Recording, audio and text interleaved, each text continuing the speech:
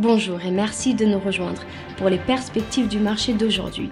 Thomas va nous rejoindre, puis la salle des marchés, pour nous parler des dernières évolutions. Thomas ? Le prix de Ripple a augmenté de près de 30% en moins d'une semaine au milieu d'un sentiment positif autour de l'affaire judiciaire dans laquelle la Securities and Exchange Commission des États-Unis affirme que Ripple a vendu XRP comme des titres illégaux.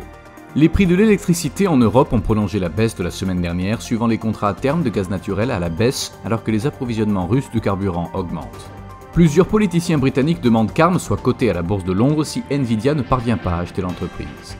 La dernière session a vu l'action Twitter chuter de 0,7%, l'indicateur MACD donne un signal baissier. L'euro a légèrement baissé de 0,2% par rapport au dollar lors de la dernière session, selon l'indicateur Williams, nous sommes dans un marché suracheté. La paire livre sterling-dollar s'est échangée latéralement lors de la dernière session, l'indicateur stochastique indique un mouvement baissier.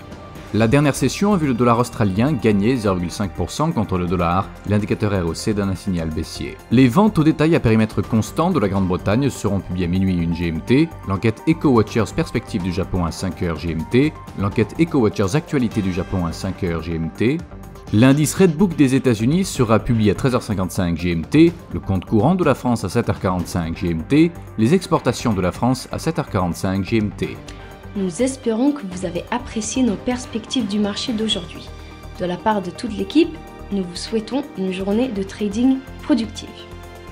N'oubliez pas de nous rejoindre la prochaine fois pour toutes nos analyses des derniers événements et nouvelles sur les marchés financiers.